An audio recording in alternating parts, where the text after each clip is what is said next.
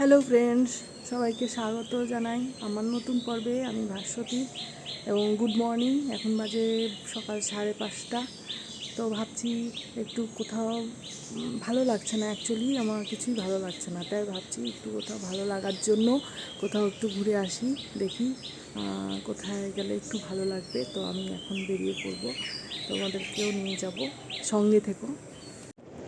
বেরিয়ে পড়লাম আমরা দুজন, আমি ও আমার সোনাই। সোনাই মানে আমার জীবনসঙ্গী, আমার বন্ধু, আমার ভালোবাসা, আমার সব কিছু। এক কথায় স্বামী, কিন্তু স্বামীর ডেফিনেশনটা মানে ছোট্ট হয়ে যায় আমার মনে হয়, কিন্তু এটা এটা আমার কাছে পারফেক্ট, যে আমার বন্ধু এবং আমার সব সময় আমার সাথে, আমার পাশে থাকে, যে সুখে দুঃখে অলওয়েজ সবসময় আমার পাশে থাকে। আমি একবার বলেছি যে আমার কেমন যেন লাগছে, আমাকে সাথে সাথে নিয়ে যাচ্ছে, এবং ও বলল যে আমারও ঠিক ভালো লাগছে না, আমারও মনে হচ্ছে একটু একা একা থাকি, গল্প করতে বা কোনো কিছুই ভালো লাগছে না। তো ওই জন্য বেরিয়ে গেলাম। যাই হোক, আচ্ছা, আমিও একটা কথা জানতে চাই যে তোমাদেরও কীরকম মনে হয় কোনো সময় যে ঠিক ভালো লাগছে না, কোনো কিছু ভালো লাগছে না, মানে কারোর সাথে গল্প করব বা কোনো কিছুই যেন ঠিক তা আমার মনে হয় ওই সময়টা একটু রিফ্রেশের দরকার, একটু মাইন্ড রিফ্রেশ। তো ওই জন্যই সকাল সকাল বেরিয়ে পড়েছি, মুক্ত বাতাস, আর সে ভোরবেলা সুন্দর পাখির ডাক, সুন্দর হাওয়া। দেখো, ইনারাও কাজে বেরিয়ে গেছে, সব করলা ভেন্ডি এসব নিয়ে যাচ্ছে টোটো করে, পাইকারি রেটে বিক্রি করবে। তো ওরাও সকাল সকাল বেরিয়ে গেছে। আর মনে হয় সকালবেলা উঠে আর এরকম একটু ঘুরলে মনে হয় বেশি ভালো লাগে, কারণ এই সকালটা দিয়েই তো আমাদের নতুন একটা দিন শুরু, তাই না? নতুনভাবে একটা নতুনভাবে শুরু, জীবনের একটা নতুনভাবে অধ্যায় শুরু হয়। তো যাই হোক, তো ওই জন্য সকালবেলাটা খুব মানে ফ্রেশ লাগে, যদি কোনো একটা ভালো কাজে আমরা যাই তো এবং তার জন্য যদি আমরা সকাল সকাল উঠি, সেটাও বেশ ভালো লাগে। তো যাই হোক, আমরা বেরিয়ে গেলাম। আমরা চলে এসেছি জয়ী সেতু। জয়ী সেতু আমার জলপাইগুড়ি মোহিতনগরে আমার বাড়ি, ওখান থেকে মোটামুটি 39 কিলোমিটার।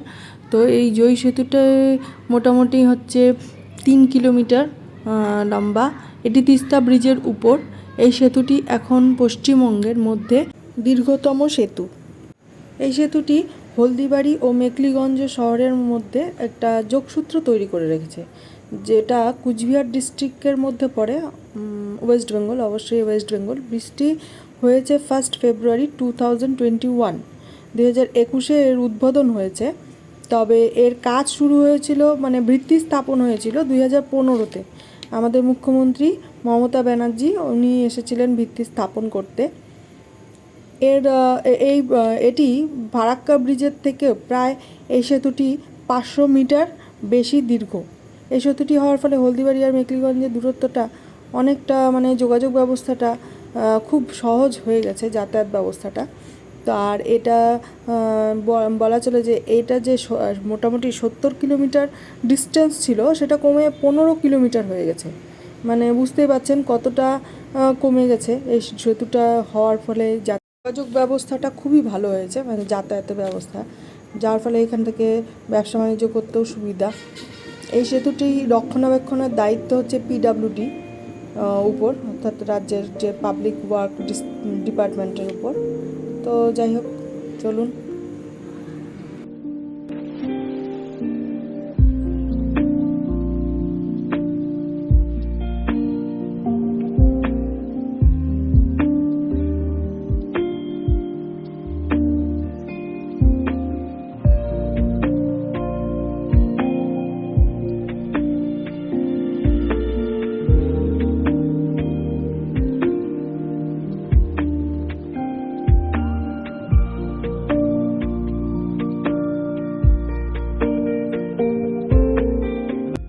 এই যে আমরা আজকে যাচ্ছি 3 বিঘা করিডোরের উদ্দেশ্যে।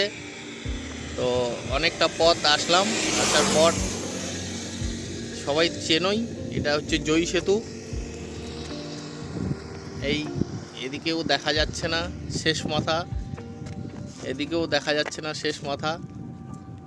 আমরা একটু দাঁড়ালাম, দাঁড়িয়ে একটু হাওয়া বাতাস খেয়ে আবার যাব 3 বিঘা করিডোরের উদ্দেশ্যে।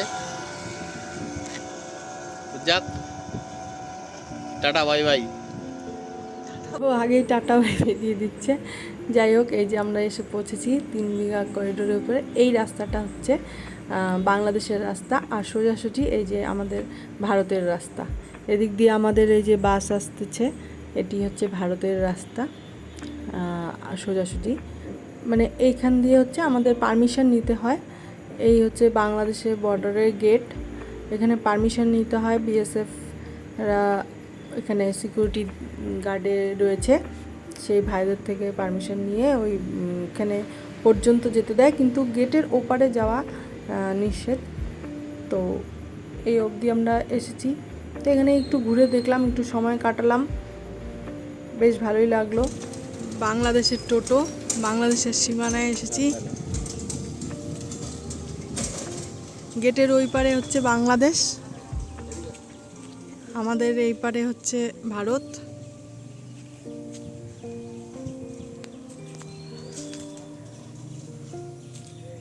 গেটের ওই পারে যাওয়া নিষেধ।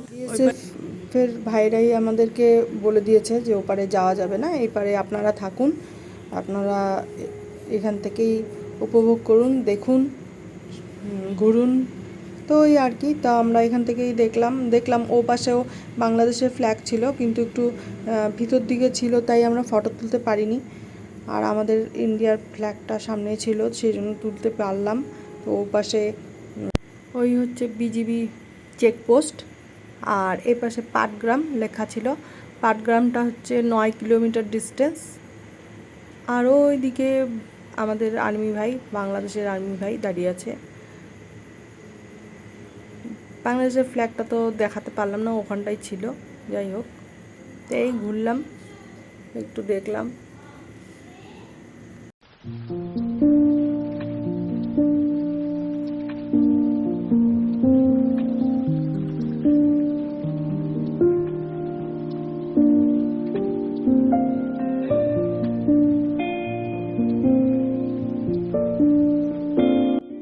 আমাকেও হেসে জিজ্ঞেস করছে কেমন লাগলো, তা আমিও উত্তর দিলাম যে খুবই ভালো লাগলো, সত্যি ভালো লাগলো। আমি বাংলাদেশের বর্ডার এত কাছ থেকে কোনো দিনই দেখিনি, জীবনে ফার্স্ট দেখলাম, একটা নতুন অভিজ্ঞতা হলো, সত্যি খুবই ভালো লাগলো। তো এখন ফেরার পালা। সকাল সকাল যেহেতু বেরিয়েছি তো কিছু খাইনি, তো ভাবলাম একটু চা খেয়ে নিই দোকানটায়।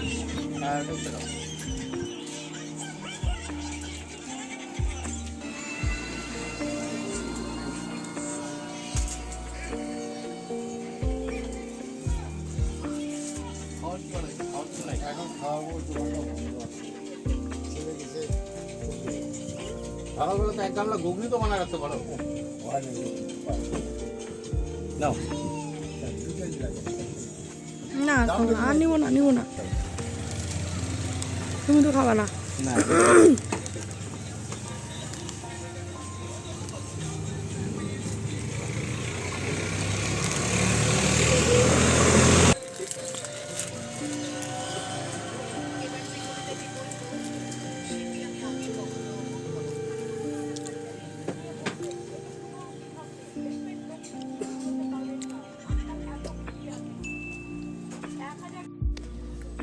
গরম, গরমটা খাইতে নিলেই জিভ ফুটবে। গরমটা খাওয়া যায় না, গরমকালে গরম চা। ওকে বন্ধুরা, সবাই ভালো থেকো, সুস্থ থেকো, আর যদি নতুন হয়ে থাকো অবশ্যই সাবস্ক্রাইব করে দিও। কমেন্টেও যদি কিছু তোমাদের বলার থাকে, ভালো হোক মন্দ হোক, তাহলে অবশ্যই জানিও। ওকে, টাটা বাই বাই।